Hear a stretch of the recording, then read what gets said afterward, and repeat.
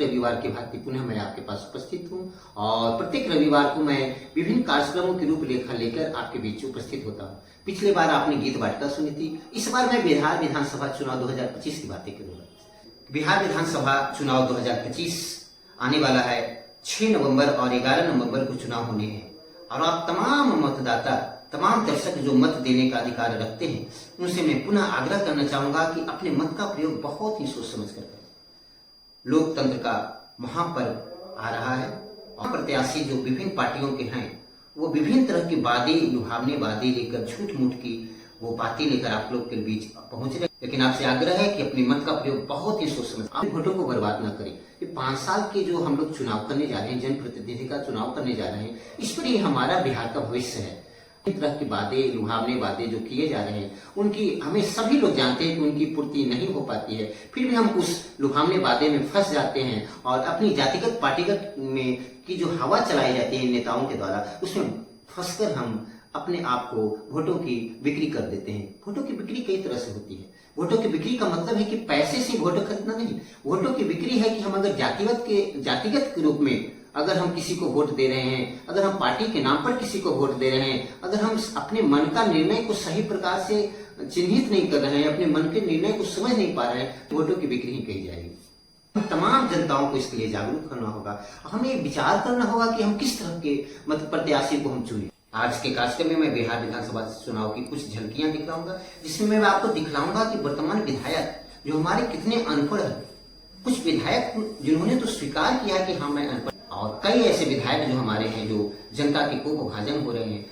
तो मैं इन तमाम राजनीतिक पहलुओं पर आज झलक कुछ दिखाऊंगा और मैं आपको हाल में हुए मोकामा क्षेत्र में जो दुलाचन यादव की जो हत्या हुई, ऐसे तो दुलाचन यादव भी एक अपराधी प्रवृत्ति का आदमी था, लेकिन बिहार विधानसभा चुनाव के मद्देनजर उनकी हत्या करना एक चिंताजनक शर्म की बात है और इसमें अनंत सिंह पर वो आरोप लगाए गए हैं और अनंत सिंह की इसमें गिरफ्तारी भी हो चुकी है, वो आचार संहिता के उल्लंघन में। तो तमाम बिहार विधानसभा चुनाव से संबंधित कुछ बातें मैं आपको दिखलाऊंगा, तो आप बने रहें लोक खबर में। तो आपको मैं दिखला रहा हूँ बिहार विधानसभा 2025 की।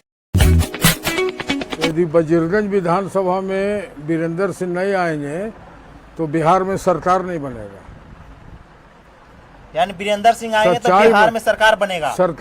सरकार इसलिए बनेगा एनडीए के कि जब वजीरगंज सीट हम लोग नहीं जीतेंगे तो बिहार में कौन सीट जीतेंगे। पढ़ आदमी है, नेचुरल में पढ़ा लिखा रहता था ना, झूठ सच में रहते हैं।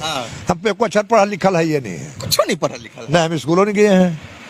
कैसे लोग इस बात को यकीन करें? आप तो इतनी अच्छी बात करते तो वो तो टिप्पा देते हैं, तो कोई जानबे नहीं करता कि टिप्पा देता है। अच्छा, दस्तखत कहाँ करते हैं? दस्तखत नहीं करते हैं ना, अंगूठा लगाते हैं। हाँ। अब जेल का अनुभव कुछ बताइएगा। कोई जेल का अनुभव नहीं, जेल में खाना सुतना क्या अनुभव कुछ अनुभव के कौन बात है? कैसा खाना पीना कैसा वहाँ? बड़ी बढ़िया। जेल में डर नहीं लगता है वहाँ अंधेरा? हाँ, वहाँ तो गोली चलता रहता है। वो हम ना काम करे वाला, ऐसा नहीं होगा। मेरा काम है कि साईं इतना ही दीजिए जामे कुटुंब न समाए, मैं भी भूखा न रहूं साधु भी न भूखा जाए, मेरा ये सोच है। अब आप एक बात और जान लीजिए, क्या क्राइम कम रहा है? हर पढ़ने वाला छोटा से छोटा बच्चा, उसका थैला चेक कीजिए, सब दारू पहुंचा रहा है, सब दारू पहुंचा रहा है। 32 बार जेल गया। हाँ, ये 74 बरस के उम्र में हम 32 बार जेल गए। किसी में 6 दिन, 4 दिन, 8 दिन, किसी में हम साल नहीं रहे हैं, न रहेंगे। हमको उससे घमंड है। घमंड नहीं है, कानून है, नियम है। उसका बाप का दिन है कि हमको जेल भेज देगा। किसी का औकात तो उसका बहनोई है जजवा कि जज के यहाँ इंसाफ होगा।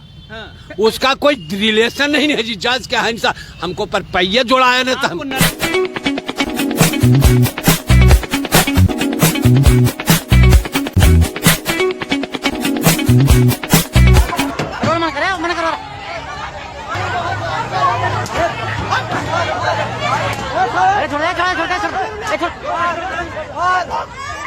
जा सकते हैं सर। हाँ ठीक है, जा सकते हैं, बिल्कुल जा सकते हैं। तो पुनः आपसे मुलाकात होगी अगले रविवार। तब तक के लिए दीजिए अनुमति। नमस्कार।